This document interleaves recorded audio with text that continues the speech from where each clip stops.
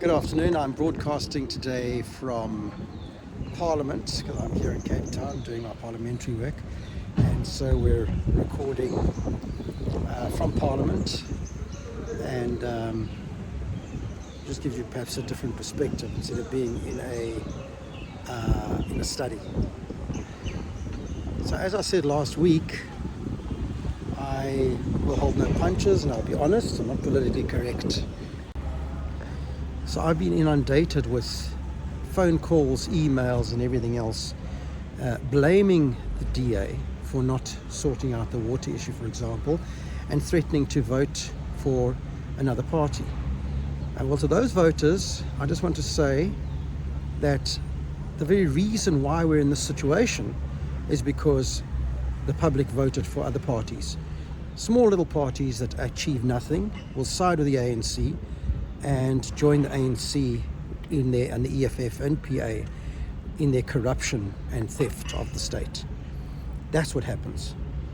I got a few times I've had some comments about saying how things in Cape Town are sorted out, but why aren't things in Joburg? Well, it's very, very simple, really. We govern Cape Town. We don't govern Joburg. And to say that your councillor is a DA councillor and therefore you demand that water, for example, get reconnected, well, it's a city function and your ward councillor looks after your ward. He's not an executive councillor. He's not allowed to legally to instruct officials what to do. That's just the reality. And I'm sorry that you don't like the fact that I'm giving you and telling you the truth. The bottom line is that we're doing the best we can. We're fighting for our residents.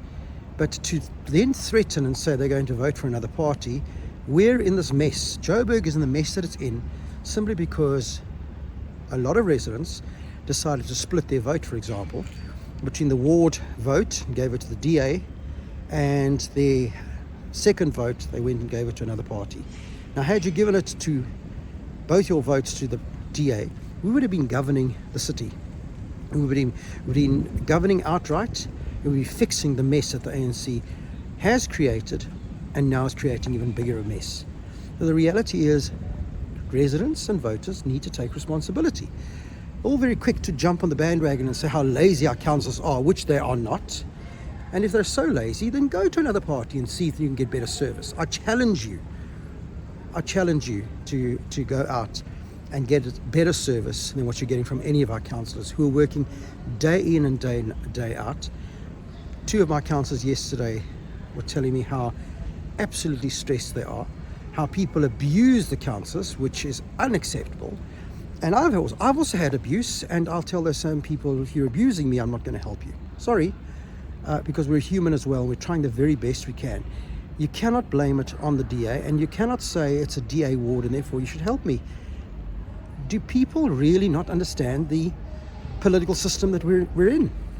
So it's all very simple, it's all very easy really. Next election, vote for the DA.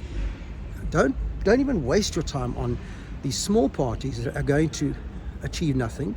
At the moment, on the helm of Joburg, we have a party that's achieved a minuscule amount of votes, just over 10,000 votes. That's more votes than what we get in some of our, that's less votes than what we get in some of our voting districts in Joburg South. But yet we have a mayor who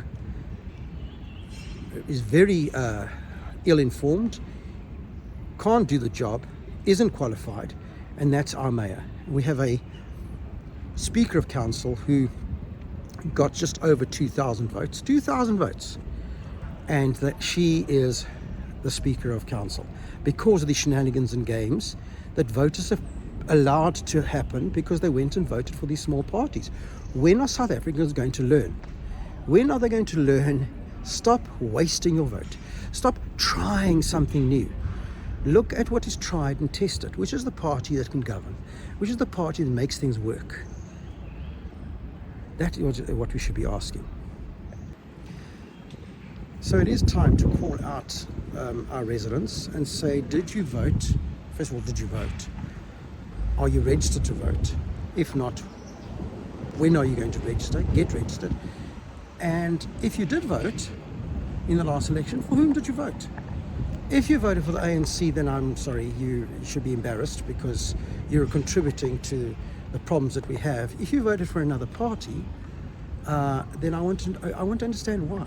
What do you think those other small 1 or 2 person parties would achieve, in your view? I don't get it.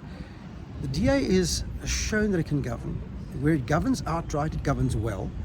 Its economy grows, its unemployment is reduced, its education is better. In this very province that we're in the Western Cape, and Cape Town, are prime examples. And yet I get weird, strange remarks about how in Cape Town things are sorted out, but not in Joburg. Well, we don't govern Joburg. I don't understand what you lack in understanding. Also, residents are saying that they want me, they want John Steenhuisen, they want all sorts of people to come to Joburg to sort out the issue. It is the ANC corrupt coalition that is governing the city. We cannot do anything about it. That's how democracy works. What we can do is we can work hard in our wards to try and fight for our residents, and that we can do.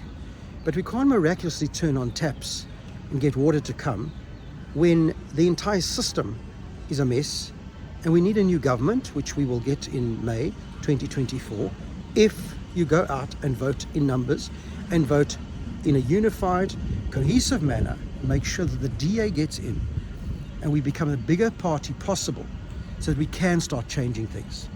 We did it in Cape Town. It was practically bankrupt in 2006, and we fixed it, and look where it is now. It is a worldwide destination. For 7 years now, I've voted the most popular tourist destination in the world.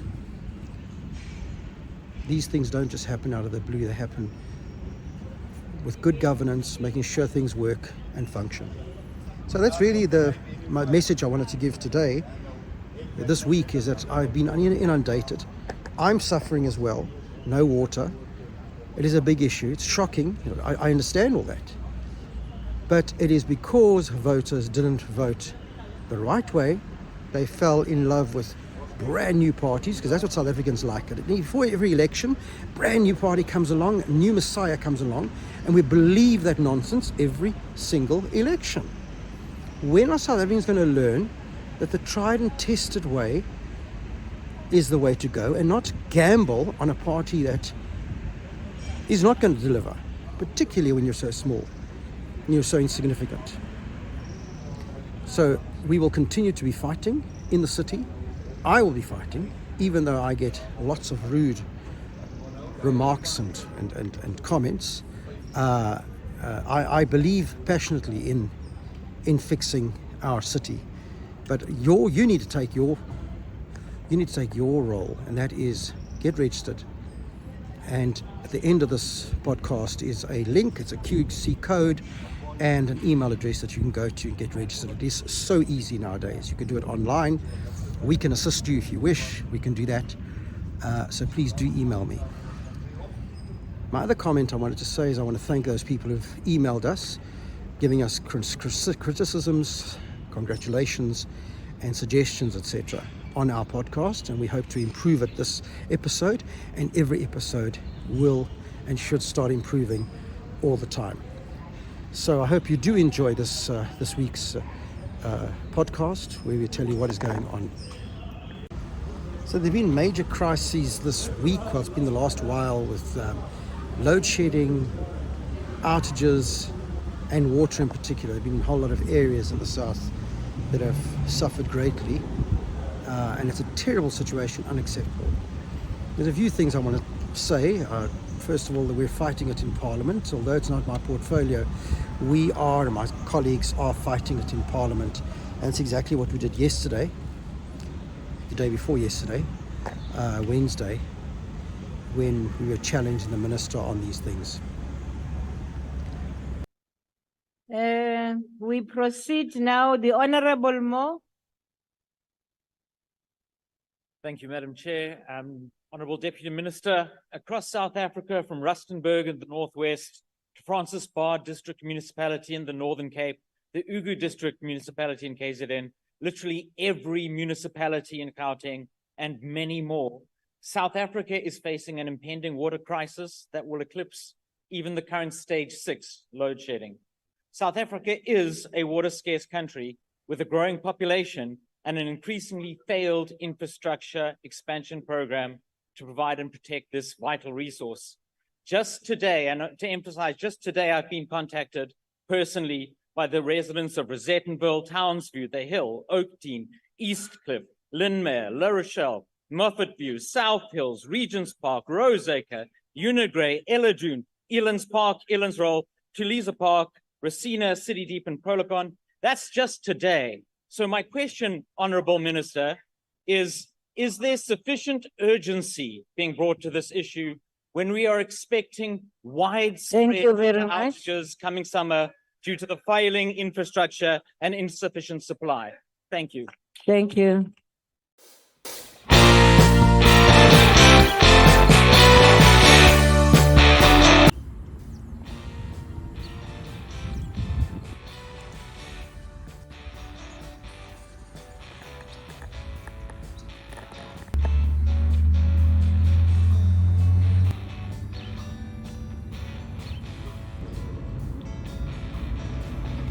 So our flagship magistrates court, the Boysons Magistrate Court, which took years to approve and to eventually get built, stands here. We're very happy about that. It was a long-term project that we had, but the gardens have been left to dilapidate and dry out. Look behind me, all the grass, but at least they've cut it. So here you have right here a dead tree, simply not being watered. And most concerning, all thanks to the Department of Justice and Correctional Development. So traditionally, the Department of Public Works will look after a property even if it is being run by a different department. In questions to, or replies to questions that I posed, the replies came back that in fact it was the Department of Justice that was supposed to look after the garden. It's an unusual arrangement, but that's the way it is. But I mean, they haven't been doing it. It's been completely dried out. This beautiful building that's been set up contradicts the dry trees, well, dead trees, grass that is completely dry, not been watered in absolute months. So it's an absolute travesty. And I'll be taking up this matter a little further.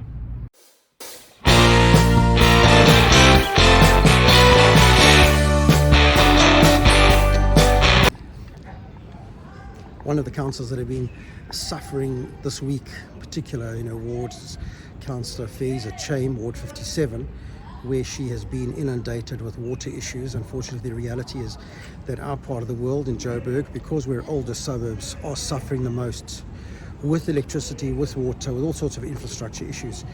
And so earlier on we did speak to her, interviewed Faye, talking about her ward and about Faye.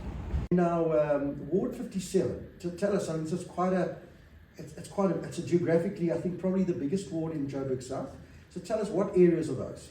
Okay, Ward 57 is one of the biggest wards in the whole of Region F. It goes as far as Rocheville. There's plus minus about 56,000 people, and it's growing more by the day. The areas goes, it's La Rochelle, Regents Park, Roulette, Rocheville, Elands Park, Elands Rock, South Hills, Unigray, Electron, Steeldale, a part of Lynmere. I can go on and on. This ward is really, really big, and this is like basically the hub of Johannesburg. It's an industrial area as well. The ward consists of 7 retirement villages. There is 2 informal settlements in the ward, and there's 2 hostels as well. So the ward is quite huge. And obviously it's geographically big because it also encompasses a lot of industrial areas, as That's you said. right. It's got the market. Yes, that's right. It's got a lot of areas that have got lots of factories, whereas the other wards are more residential. Yeah. City Deep Market is actually one of the biggest markets in Africa. Yes, yes, that's right. So it's something we can be very proud of that it's in the south. So Faye, what are the 2 or 3 biggest issues that you're confronted with? Manny, I don't have 2 or 3, I have quite a bit of Right. issues as well. My main issue is City Parks isn't coming to the party, our grass never gets cut. We have school children now that actually has to walk in the streets. They don't have to walk in the sidewalks anymore because the grass is so huge. I had 3 kids already being bumped over by cars, and this is a big issue to me. The other issue that I do experience is housing, lack of housing. People need housing, and because people don't have housing, they start building illegal back rooms. And because there's such a lot of illegal back rooms, they have illegal electricity connections, and that puts a big strain on the grid as well. So that is a big issue for me. And our building inspectors don't really go out and check these buildings, these illegal structures that are coming up. My other issue that I have is there's too many house shops. You find there's one shop with 3 or 4 house shops in one street. That doesn't make sense to me. And when I do send it out to the building inspectors to go out, or to the bylaws, they never come back with positive answers. They do tell me that these people have licenses, which I don't believe that. Most of the house shops, they are selling drugs from there. They have these youngsters that are now loitering in front of the house shops and are selling drugs. I've been speaking to one of our school principals the day before yesterday, and he actually said to me that these drug lords are now actually hiding most of the drugs inside the schoolyard. So that's a big issue to me. So you mentioned a few issues. You mentioned about these illegal structures, be it house shops or whatever, but why is the city not doing anything about it? I mean, these things are blatantly illegal. It's a clear-cut case, if you ask me. They don't meet the bylaws. Why isn't the city of Joburg coming in and stopping this and maintaining law and order? Manny, at the current moment I think it is change of leadership, what's currently happening with the city of Johannesburg. And every time it is change of leadership, there's new MMCs.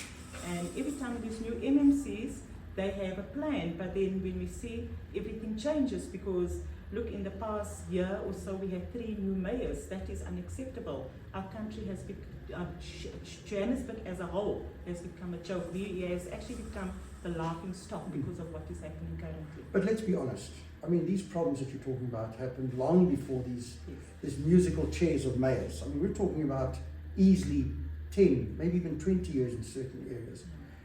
So I hear what you're saying, and that may be a factor recently, but historically, why has this been the case? Why is the bylaws not being maintained and abided by?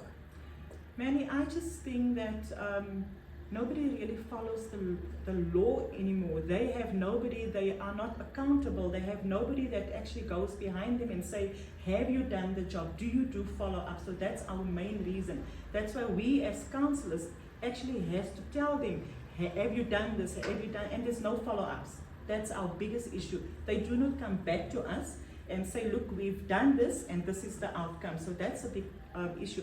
My other issue that I also just want to mention to you, Manny, is JRA. We've got roads that are as big as swimming pools. Our cars are getting damaged. And the only thing when you speak to JRA is they tell you about there's no funds. That's unacceptable. We have people that are paying taxes. And when people pay taxes, they want service delivery. And this is what the city do not deliver. Now, won't you say that part of the problem is that many of these officials are part of a syndicate, perhaps, where they're being bribed to pass illegal documents, whether it's building plans or whatever, and so that's part of the problem. And so there needs to be a cleanup. I will not put it past him. I will not put it past him, because there's no city official that goes out and do a job and when they come back and then they say everything is in order, I do not believe it. I don't believe there can be 4 or 5 house shops in one street and it's illegal and the city official come back to me and say all the paperwork is in order. That is not acceptable. So it's very important what you're saying there, and that's what residents must understand, is they actually think that councillors, as an individual councillor, have more authority than what they actually really do in reality. You can't just close shops. You can certainly get officials to come in and do something about it, but sometimes these things are just happening quietly through corrupt officials, and this is the constant fight that you and your colleagues constantly have. Is that a good assessment? That is correct. Manny, I also just want to mention that, like I said earlier on, there is a big issue with housing.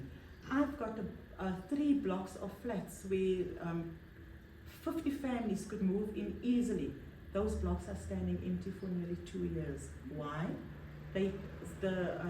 The housing cannot even give me a proper answer. Why are those flats standing empty, yet people are looking for accommodation? So clearly maybe they're looking for people to put in, or they looking for bribes. I don't know. I just don't want to say that. But there must be a reason why these blocks of flats are still empty. Yet our waiting list is over 500,000 people on the waiting list. That is unheard of. Right.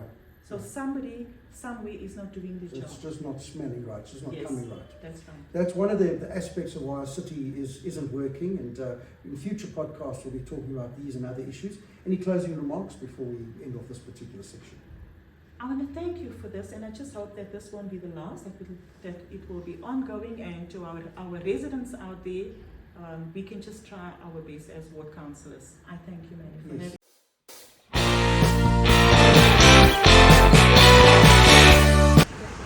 So earlier this year we had our Federal Congress, which is our highest decision-making body, where we elect our federal leadership and we come up with our main policies and thrust and strategy of how we're going to be continuing doing the work that we do. And of course Joburg South had a big delegation as a respected and very big constituency. We had a great delegation attending our Federal Congress, and so we spoke to some of the delegates from Joburg South, and this is what happened. As you know, I'm at Federal Congress, the DA Federal Congress, and with me is another chairman of one of our branches, Felicia. This is not your first Congress, or is it your first Congress? My first Congress. And tell us your impression so far. Oh, everything is very, very wonderfully played out and everything. I'm enjoying it. Enjoying it. Okay, great, fantastic. I'm here at Federal Congress, DA Federal Congress in Gallagher State. With me is Councillor Michael Crichton. Mike, how are you feeling about today? Oh, I'm feeling so positive, so energized. I'm feeling that there's hope for our country. The DA's coming, we're on the rise, and we're here to save this country. Fantastic.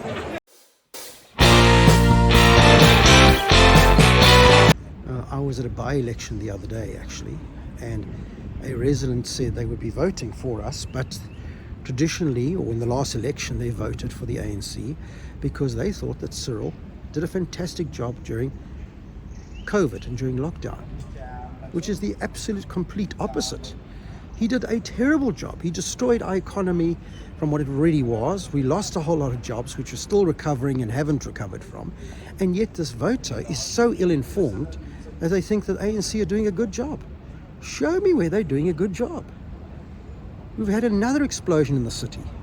Literally, the city is collapsing before our very eyes, day by day. So I'm sorry, voters now need to take some responsibility. And I did say something in that vein recently, this week in fact, on a text. And the resident came back, one of our South residents came back to me and says, well, that wasn't the answer that she was expecting. Well, that is correct, because actually it's time to call you out. Well, I hope you've enjoyed our little podcast this week. We hope you find it informative and interesting. And please do keep sending in your comments, emails, suggestions on how we can improve and how do we better inform our residents so they know what's going on and are educated. So I hope this episode has been an educational one, where people realize that that our councils are doing the best they can. Those the residents that complain to me and say that our council is not working hard enough, I then ask, well, what exactly is the council not doing that you are making that statement?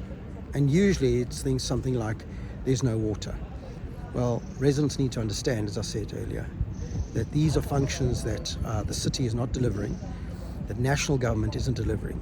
And so the councillors and myself have to do the best we can under the circumstances to inform people, and people know what's going on. That's really the best we can do because of the government we have. I'm not putting up my hands in despair. We're going to continue fighting.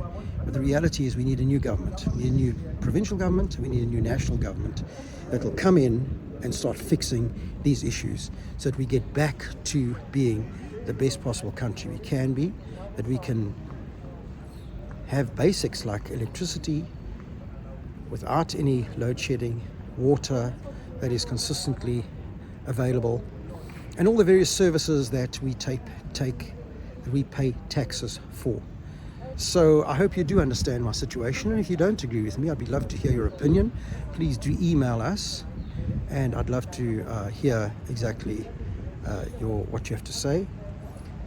Disagree with me, you're very welcome to, but I can assure you that we're working as hard as we can, and we're fighting in every possible avenue to make sure that we have the best services for our residents and for our constituency in Joburg South. So till next week, have a great week. See you next time.